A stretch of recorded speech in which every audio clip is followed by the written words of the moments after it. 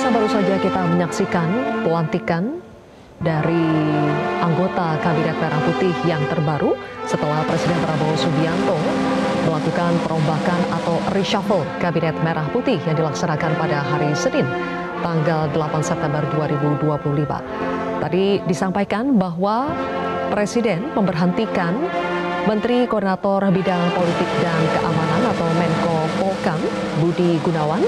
Kemudian menurut informasi yang kami terima bahwa Menko Polhukam saat ini dirangkap jabatan oleh Menteri Pertahanan Syafri Syamsuddin. Kemudian Presiden Prabowo Subianto juga memberhentikan Menteri Pemuda dan Olahraga Dito Aryo Tejo, namun pengganti untuk Menpora belum diumumkan atau kosong untuk sementara. Sementara itu, Presiden Prabowo Subianto melantik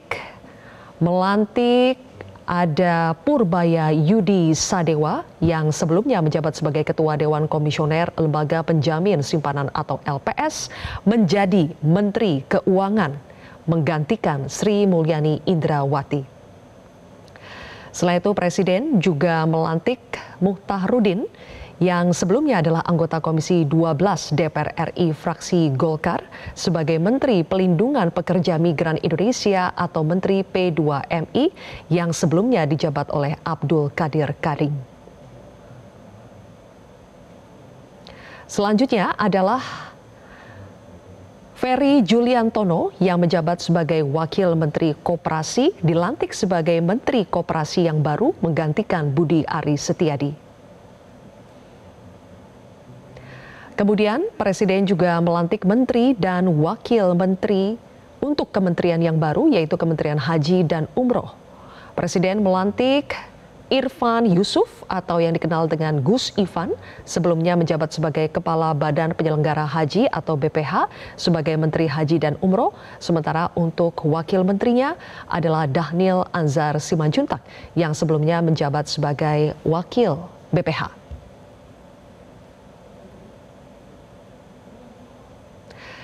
Pemirsa, reshuffle kabinet ini terjadi ketika usia dari Kabinet Merah Putih belum genap 1 tahun dan terjadi tidak lama setelah adanya gelombang unjuk rasa yang kemudian tereskalasi menjadi kericuhan maupun kerusuhan di berbagai kota di Indonesia.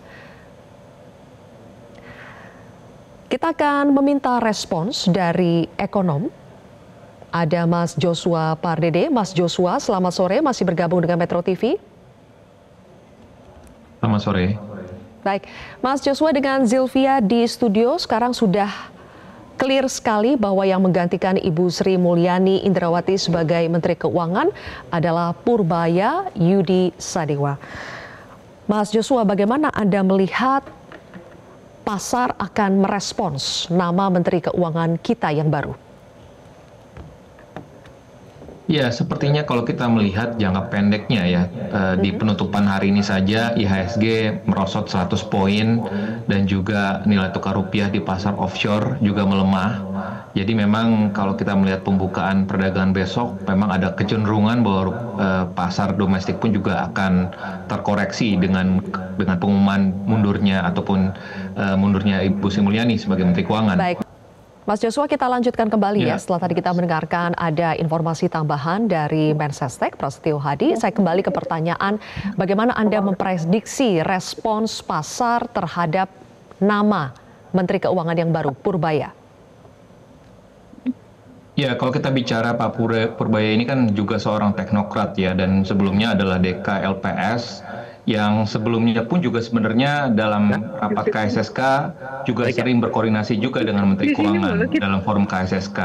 Jadi, tapi tentunya dalam hal managing dan fiskal, tentu ini menjadi hal baru ya buat Pak Purbaya ke depannya.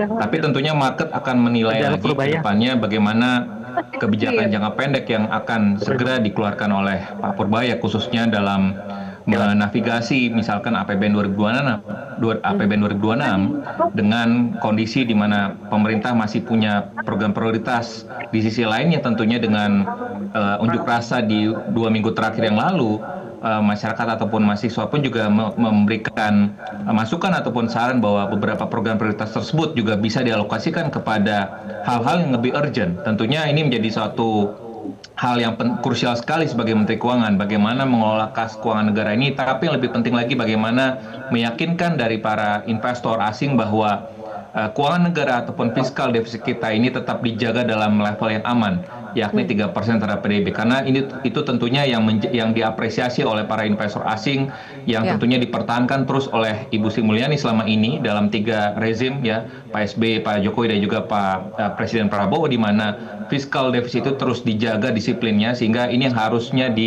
dilakukan juga oleh Pak Purbaya ke depannya agar bisa mendapatkan kepercayaan investor lebih lanjut lagi dari investor asing. Oke, berbicara soal track record atau reputasi Ibu Sri Mulyani selama ini di mata investor asing, Mas Joshua, apakah Anda melihat Pak Purbaya juga memiliki reputasi itu sejauh ini? Ya, kalau kita melihat dari pengalaman beliau di dalam DK LPS, Dewan Komisioner LPS, tentu saya menilai bahwa kebijakan yang sudah saat ini dengan menurunkan misalkan suku bunga LPS, mengikuti juga respon dari suku bunga perbankan, ini juga menunjukkan bahwa responsif ya dari sisi bagaimana kebijakan LPS ini mempertimbangkan perkembangan dari industri perbankan sendiri. Artinya ke depan pun juga kalau hal ini bisa diaplikasikan untuk dalam kondisi fiskalnya, harapannya prinsip-prinsip pro pertumbuhan ya, kebijakan yang pro pertumbuhan ini pun juga bisa diaplikasikan juga untuk kebijakan fiskalnya. Namun yang lebih terpenting lagi tadi adalah bagaimana tetap bisa menjaga disiplin fiskalnya, karena itu yang lebih penting dari sisi investor dan khususnya bagi perekonomian kita adalah, dan juga buat pelaku ekonomi secara umum adalah bagaimana pemerintah dalam hal ini Kementerian Keuangan mengalokasikan ya belanja-belanjanya ini agar tetap bisa untuk mendorong untuk bisa menjaga daya beli masyarakat ya, untuk bisa menciptakan lapangan pekerjaan, namun juga di sisi lainnya tetap bisa mengakomodir dari sisi program prioritas pemerintah. Oke.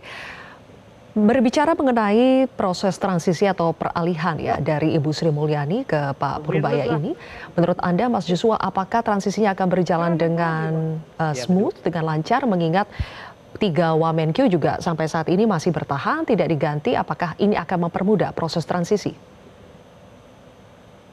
Ya, itu yang tadi sudah saya sampaikan sebelumnya, sebenarnya di sesi sebelumnya, bahwa mengingat Menteri Keuangan yang baru ini juga ditopang ataupun disupport oleh Wamenkyu, ya 3 Wamenkyu yang sebenarnya kredibilitasnya pun juga tidak perlu diragukan lagi. Artinya dalam hal dari sisi tugas-tugas dari Pak Purbaya sendiri, semestinya harapannya tidak akan menemukan suatu hambatan yang berarti gitu ya.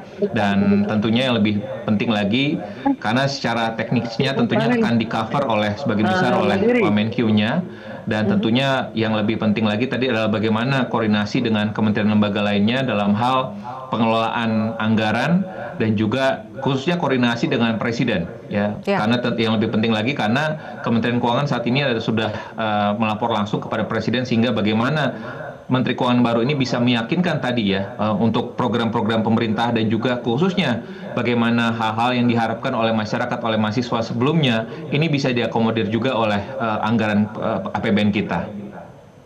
Baik kalau begitu, Mas Joshua Pardede, terima kasih atas analisa Anda di Breaking News Metro TV. Jelajahi cara baru mendapatkan informasi. Download Metro TV Extend sekarang.